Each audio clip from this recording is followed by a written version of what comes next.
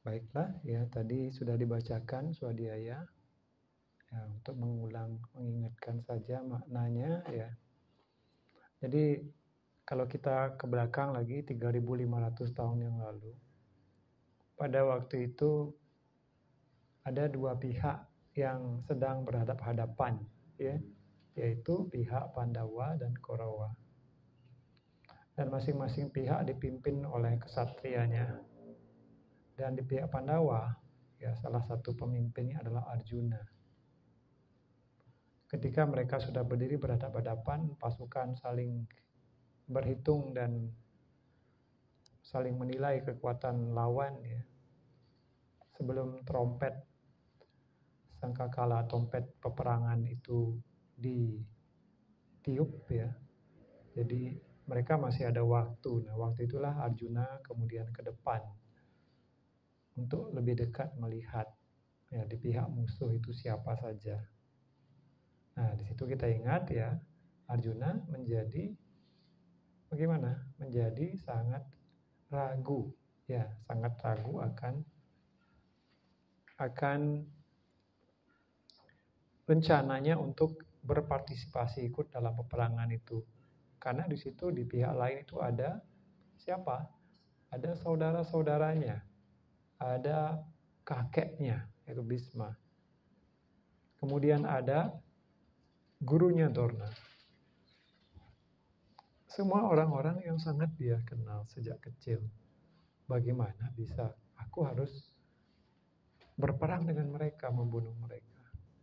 Jadi disitulah dia menjadi lemas ya. Jadi tubuhnya menjadi lemas, tulangnya menjadi tidak berdaya. Seperti dia mau terjatuh, ya lunglai istilahnya. Kok iya aku harus bunuh mereka? Atau mereka harus membunuh aku? Apakah ini namanya dharma? Ya, jadi tadi kan ada dibaca tentang dharma.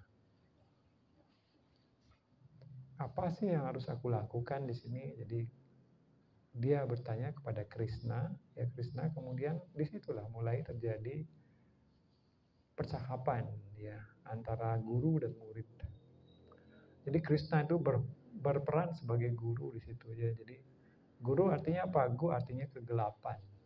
Ru artinya menghalau. Jadi menghalau kegelapan dari pikiran si murid. Ya, jadi murid itu bisa melihat cahaya. Mungkin bukan sebuah realisasi yang penuh, namun minimal murid itu dihantarkan menuju kepada cahaya realisasi sempurna itu. Dan si murid kemudian harus berjalan ya, menapaki jalan cahaya itu, jalan spiritual. Jadi apakah itu dharma? Ya, jadi Arjuna berpikir bahwa dharma itu adalah melindungi saudara-saudara, melindungi kakek, melindungi guru dan sebagainya. Itulah dharmanya dia, ya. Namun Krishna menjelaskan ya, ada dharma yang lebih tinggi, yaitu dharma namanya apa? Bhagavat Dharma, ya. Jadi dharma untuk menuju kepada Tuhan.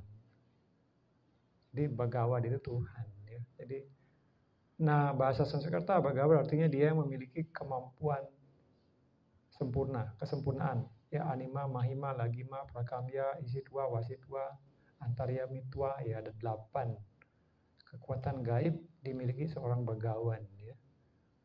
Menjadi maha kecil, menjadi maha besar, maha halus, menjadi maha ringan.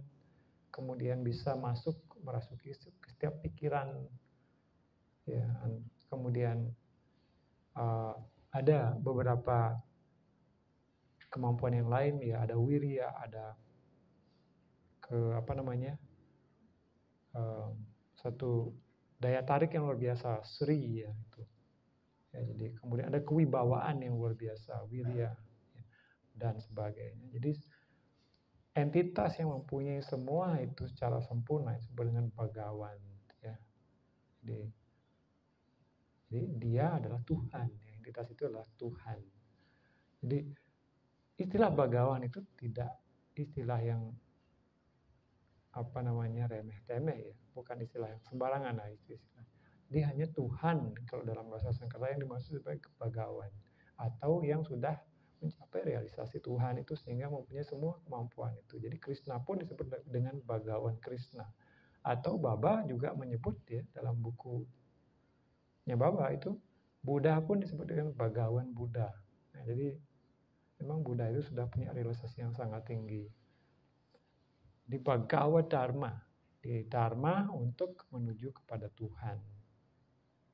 Itulah dharma manusia. Jadi ketika menuju kepada Tuhan, jadi ingin menempatkan diri sebagai, berperan sebagai apa? Sebagai alat dari Tuhan itu untuk melindungi dharma, kan begitu ya. Jadi untuk memproteksi kebenaran, keadilan. Disitulah ya tugas di Arjuna sebagai kesatria untuk melindungi dharma itu. Menjadi tangan dari Tuhan. Dia tidak lagi menjadi mewakili dirinya sendiri dan keluarganya di situ. Dia sudah melampaui apa? Melampaui diri pribadinya dan melampaui suatu ikatan keluarga itu. Jadi dia harus belajar menempatkan dirinya ya, nasihat Krishna adalah menjadi proteksi dari keadilan dan kebenaran. Itulah yang diinginkan oleh Tuhan, bahwa anak-anaknya para bhakta itu menjadi protektor ya, ikut menjaga kebenaran dan keadilan di dunia ini. Dan untuk menjadi itu banyak pengorbanan harus diberikan. Ya, jadi pengorbanan tidak hanya waktu, tenaga, kemudian perasaan, bahkan ya dalam hal ini seperti Arjuna melawan kakeknya sendiri, melawan gurunya sendiri. Guru dalam artian guru memanah ya, guru dalam artian bukan guru spiritualnya ya. Jadi pengajar dalam bidang peperangan itu Dorna dan saudara-saudara yang banyak. Jadi dia harus melampaui dirinya sendiri, egonya sendiri, sehingga dia bisa menempatkan dirinya untuk melaksanakan Dharma Bhagavad Dharma. Ya.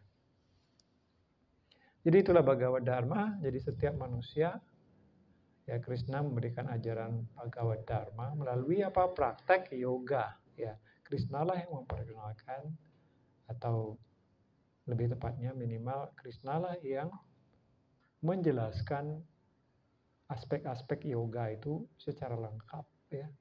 Jadi apa? Ada 4 aspek yoga. Itu jalan yoga itu ada 4. Ada karma yoga, ada jnana yoga, ya. Ada bhakti yoga, lagi satu raja yoga. Jadi karma yoga, karma artinya yoga yang mencapai Tuhan. Bhagavad Dharma itu dengan jalan melakukan banyak pengorbanan, banyak pelayanan dan pengorbanan. Kemudian yang kedua itu ada jnana yoga. Jnana artinya pengetahuan. Jadi melalui pengetahuan ya kita belajar seperti ini. Kita belajar untuk memahami ajaran-ajaran tentang kebenaran itu. Kemudian yang ketiga adalah bhakti yoga. Jadi bhakti yoga adalah dengan cinta kasih, dengan memasrahkan ego, memasrahkan diri sepenuhnya kepada Tuhan, yaitu ya, kepada Brahma atau pada Siwa, apapun sebutannya itu ya. Dan keempat Raja Yoga dengan meditasi, dengan yoga asanas. Ada Astanga Yoga, itu bagian dari Raja Yoga ya. Asanas, meditasi, pranayama, melakukan yama-niyama ya. Pada akhirnya berakhir pada samadhi, itu Raja Yoga. Nah, itu semua aspek-aspek itu dijelaskan secara lengkap oleh Krishna dalam Bhagavad Gita. Jadi kapan kita melakukan ajaran yoga yang sebenarnya, ya ketika kita mempraktekkan yoga yoga salah satu atau beberapa macam yoga itu ya. Sebenarnya kalau dipraktekkan salah satu itu memang belum sepenuhnya tepat ya. Baba kemudian klarifikasi bahwa Krishna bukannya memberikan pilihan boleh memilih salah satu, namun Ya itu banyak yang dipahami orang begitu, saya karma yoga saja dah gitu, nggak yoga yang lain. Atau saya cukup bhakti yoga saja, ya